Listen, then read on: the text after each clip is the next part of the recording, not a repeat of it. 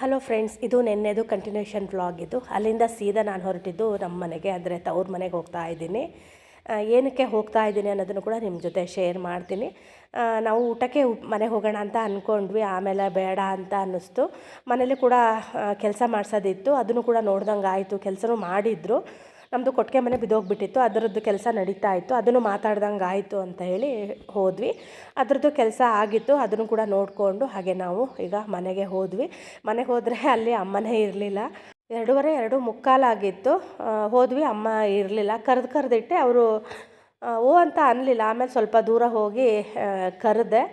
ಆಮೇಲೆ ಓ ಅಂದರು. ಅವರಿಗೆ ಯಾರು ಬಂದಿದ್ದಾರೆ ಅನ್ನೋದು ಗೊತ್ತಿಲ್ಲ. ನಾವು ಸಂಜೆ ಬರ್ತೀವಿ ಅಂತ ಹೇಳಿದ್ವಿ.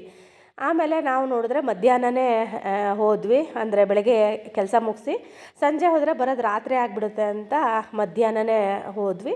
ಮತ್ತು ಅವರಿಗೆ ಕಷ್ಟ ಆಗುತ್ತೆ ಅಂತ ಊಟಕ್ಕೂ ಬೇಡ ಅಂತ ಹೇಳಿ ನಾವು ಹೋಗಲಿಲ್ಲ. ಹಾಗೆ ನಾವು ಮಾವಿನ ಮಿಡಿನ ಕೊಯ್ಸಿದ್ವಿ. ಇಲ್ಲಿ ನಮ್ಮನೆ ಹತ್ರನೇ ನೆನ್ನೆ ಸಂಜೆ ಕೊಯ್ಸಿದ್ವಿ.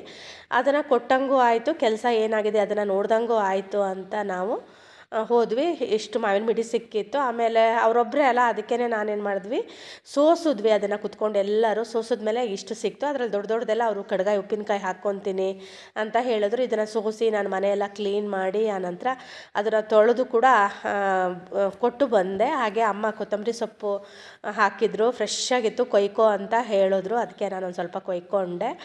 ಆಮೇಲೆ ಒಂದು ಸ್ವಲ್ಪ ತರಕಾರಿಗಳನ್ನೂ ಕೂಡ ತೊಗೊಂಡು ಅಲ್ಲಿಂದ ಹಾಗೆ ಹೊರಟ್ವಿ.